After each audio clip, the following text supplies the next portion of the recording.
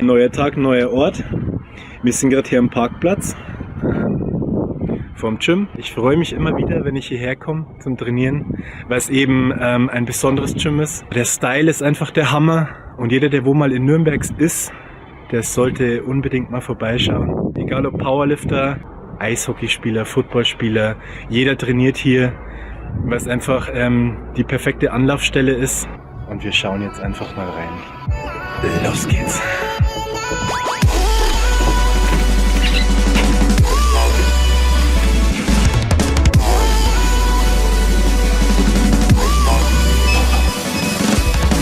So, 100.000 Racks. Zum Schlitten zum Ziehen, Sprints, Fässer, Betonkoffer, Choke, Blocklift, Baumstamm, hier ist die Grünfläche, Ketten, eine Rekordliste, das sind Bilder von den Mitgliedern hier an der Wand. Das coolste Wandgraffiti überhaupt. Hier ist die Umkleide.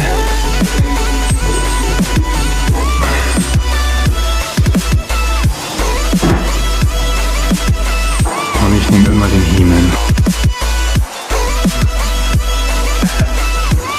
So, zum Essen vom Training, ich mache es immer so, dass ich maximal eine Stunde vorm Training nichts esse. Also das heißt, ich esse mich nochmal voll und dann war es das. Weil ich mag das Blut nicht im Magen, ich mag es in den Muskeln, das Blut. Das ist besser. Hier ist der Tasso, das ist ein Inhaber. Das sind zwei Inhaber, der andere ist der Leszek. Jawohl, und jetzt geht's los. Wie vor jedem Training, Herz-Kreislauf warm machen mit 5 Minuten Cardio. 5 Minuten sind rum.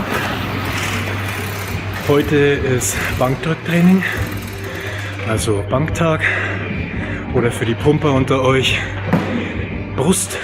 Hier ist die beste Bank in ganz Nürnberg. Man sieht es gar nicht in meinen Videos. Ich wärme mich mindestens 15 bis 20 Minuten auf. Und damit meine ich nicht mit Bankdrücken, sondern ich mache die Rotatoren warm, mein Trizeps mache ich warm, Handgelenke, einfach alles. So, ich fange immer an mit Schulterkreisen. Das ist das erste. 2 Durchgänge. Genau nach vorne und nach hinten. Dann kommt schon ein bisschen Blut in die Schulter, ins Gelenk. So, als nächstes Rotatoren aufwärmen. Das mache ich immer mit dem Theraband. Genau hier muss es hingehen. Die Handgelenke sind während der ganzen Übung gerade. Zwei Durchgänge. Wiederholungen ganz egal, so viel Wiederholungen, bis es die Schulter zerreißt und bis sie richtig warm ist. Ja, ich habe immer das Theraband dabei und eben das Band. Sogar der Trapez wird aufgewärmt, die Deltas. Und nie die Spannung verlieren. Handgelenk locker und Handgelenk führt. Und genau darauf kommt es an, auf diese Drehung. Jetzt kommt das Blut. Wo spürst du das? Genau, seitliche Schulter. So, die nächste Aufwärmübung für die Schultern. Kurzhanteln, vorgebeugt. Die Handflächen, die gehen die ganze Zeit nach außen. So wie ihr drücken würdet. Dann richte ich mich eben so auf, wie es der Daniel gerade macht. Und dann erwischt man wirklich jeden Anteil. Beim Aufwärmen wirklich immer die Kindergewichte benutzen. Nur dafür sorgen, dass der Muskel gut durchblutet wird. Die Supraspinatus-Sehne, Infraspinatus-Sehne aufgewärmt ist. Die Schulterblätter werden auch aufgewärmt durch die Übung. Das ist wie wenn ihr ein Glas Wasser ausschütten würdet, auskippen würdet.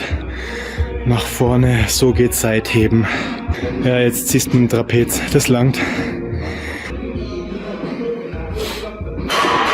So, die letzte Aufwärmübung für den Trizeps mit dem Theraband. Immer gleich nehmen, das Band nach vorne schauen. Ellenbogen wird aufgewärmt, der Trizeps.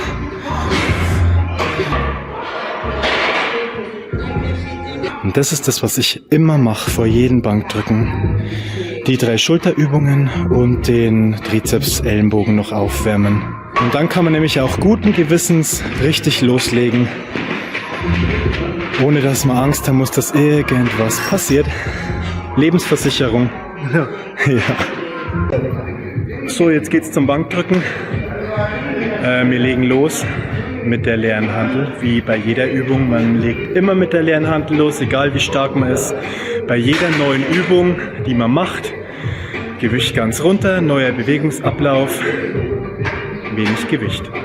Also Bankdrücken, meine Lieblingsdisziplin und auf jeden Fall auch die technisch anspruchsvollste Disziplin im Kraft-3-Kampf Powerlifting. Ich zeige euch das am Daniel, wie ich Bankdrücken mache, und der Daniel drückt genauso wie ich.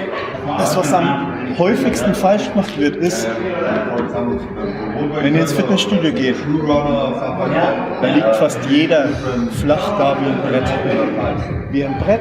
Das heißt, sie legen sich hin, heben raus, gehen so runter. Das mache ich eine Woche und ich bin kaputt. Wenn ihr flach auf der Bank liegt, dann erwischt ihr nur diesen vorderen Delta-Strang, der überstreckt nach hinten. Der vordere Delta, der hat keine Power. Die Power ist in der Brust und im Latissimus. Deswegen kommt die Brust hoch und da bleibt die Brust. Und wenn ich jetzt runtergehe, dann habe ich schon das Gefühl, die Brust reißt. So muss es sein. Jetzt kommen meine Hände an die Hand. Das ist dann der nächste Fehler, der wo ganz häufig gemacht wird. Es wird schon mal oft so gedrückt, die Hantel nicht richtig umklammert, sondern so. Verletzungsgefahr viel zu groß. Das nächste ist, ihr könnt den Unterarm, den Handgelenksbeuger gar nicht aktivieren. Und wenn ihr den Handgelenksbeuger nicht aktivieren könnt, weil ihr richtig umklammert und eine Faust macht, dann habt ihr auch keinen Trizeps. Und wenn ihr keinen Trizeps habt, dann habt ihr auch keinen Latissimus, der mitdrückt. Ich tue immer den Mittelfinger an den Ring. Mit den Augen sagt man unter die Hantel. Genau so.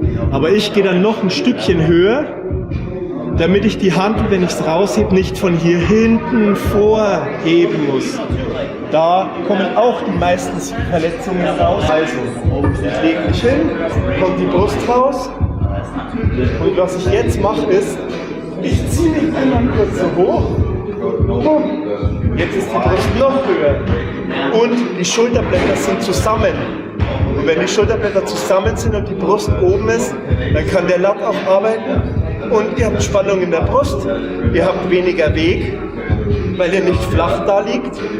Ihr spart euch so viel Weg. Also, ich liege da, ich habe meine Rückenstrecker. Und diese zwei Punkte, die Ansätze von den Rückenstreckern, die habe ich jetzt. Und jetzt Brust raus, die Brust ist oben. Ich ziehe, gebe raus. Und jetzt habe ich die Faust, die Hantel immer so fest wie es geht umklammern, wie bei einem Faustschlag. Also nicht so machen, sondern bumm. Und dann lasse ich hier oben ab. Dann seht ihr den Speed. Das kann ich nur machen, weil ich die Brust habe.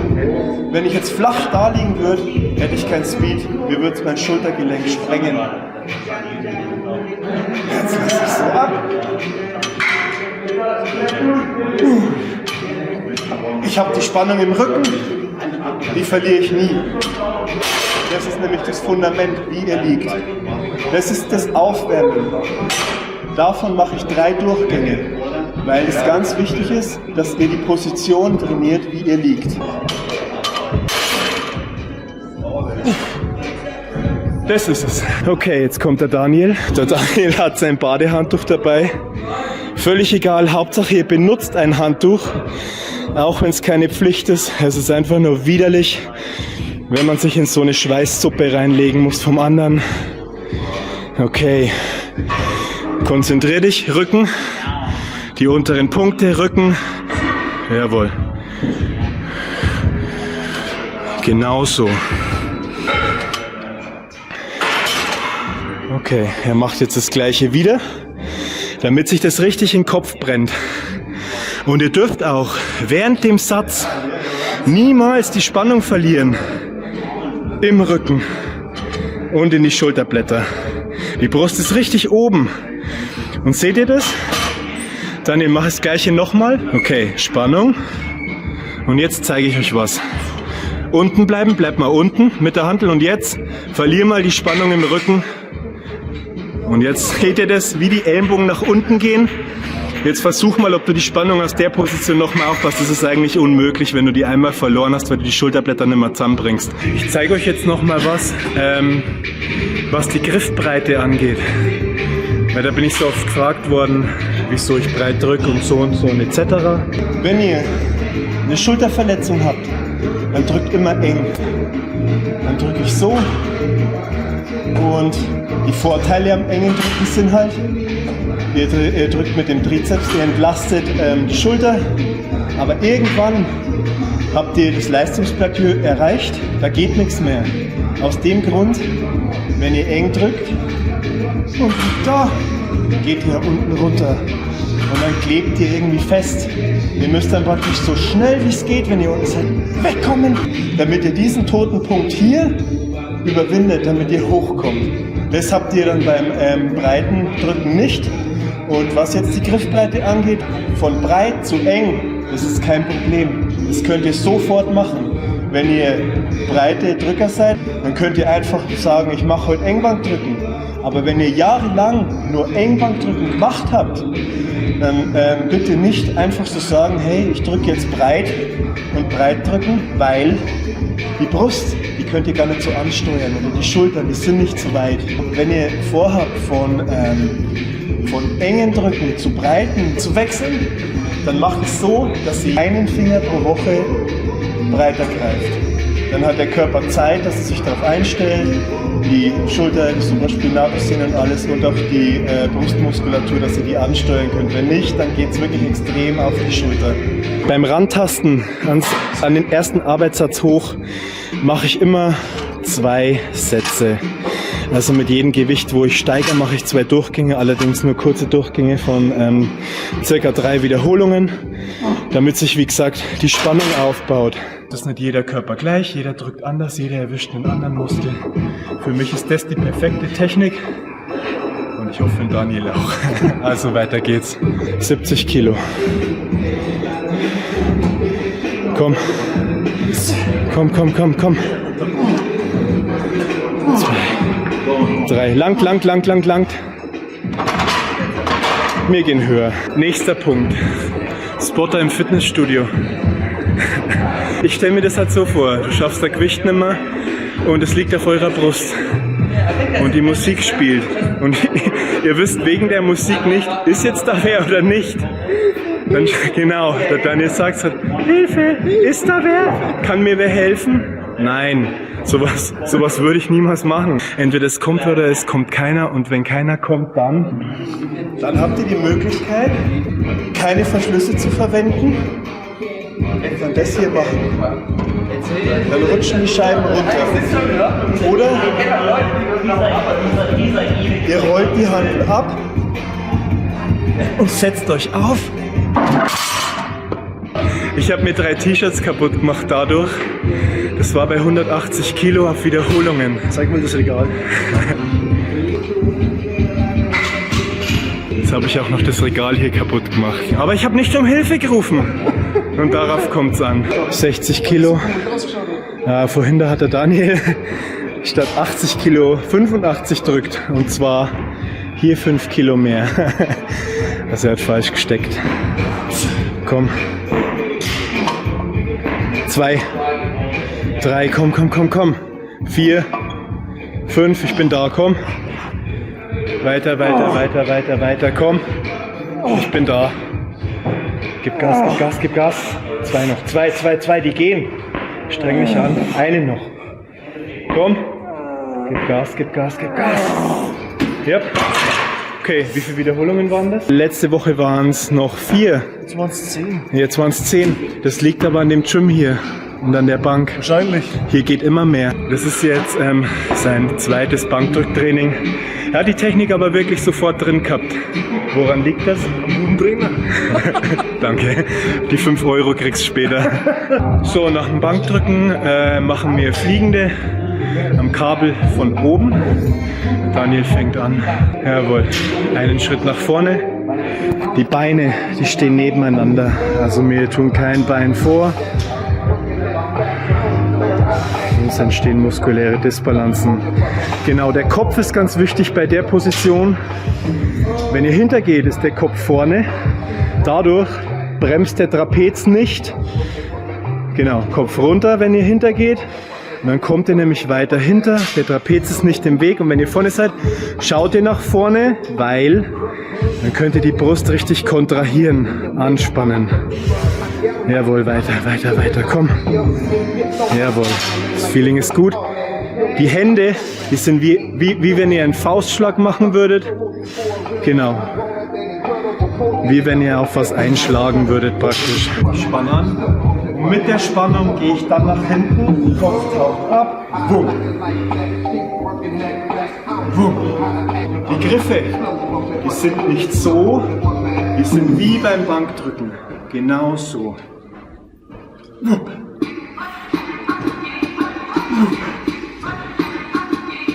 Wie ein Faustschlag. Die Schultern kippen nicht nach vorne. Die Brust bleibt immer heraus bei der Übung. Während der ganzen Übung ist die Brust heraus. Weiter, weiter, weiter, komm. Und wenn die Handgelenke aufrecht sind, dann habt ihr automatisch den Trizeps und die Brust. Yep. Perfekt. Ja, da wächst was. So, nächste Übung. Fliegende. Diesmal Zug von unten. Wichtig ist bei der Übung, dass ihr nur bis hierher geht. Bauchnabel. Bis hierher. Die Brust ist immer heraus. Bis hierher. Niemals hier hoch. Das ist alles die vordere Schulter. Und das wollen wir nicht, weil die vordere Schulter ist schwach. Wir wollen die tippen. Die ganze Übung auch langsam machen, den Muskel nie verlieren. Wenn ihr vorne seid, dann kontrahieren, sich richtig konzentrieren auf die Brust. Die Griffe zusammen, ja, die müssen sich berühren. Alles mit Kraft, jawohl. Ja, steinhart. Ja, und das geht dann wirklich bis oben hin. Ich mache halt immer nach Brust noch Trizeps, weil das der wichtigste Muskel für mich ist mit Trizeps. Ja, und das machen wir jetzt noch. Trizeps mache ich immer einarmig am Kabel. Das ist für mich am besten. Man erwischt auch am besten den Unterarm. Ist auch wieder wichtig fürs Bankdrücken. Und ihr seht es schon. Dani, der legt seinen ganzen Körper ein, so. Ich habe jetzt den Griff ganz fest. Ihr seht den Unterarm und den Trizeps. Genau das ist es nämlich auch beim Bankdrücken. Wenn ihr hier keine Spannung habt, so Bankdrücken macht, dann habt ihr hier die Verbindung auch nicht.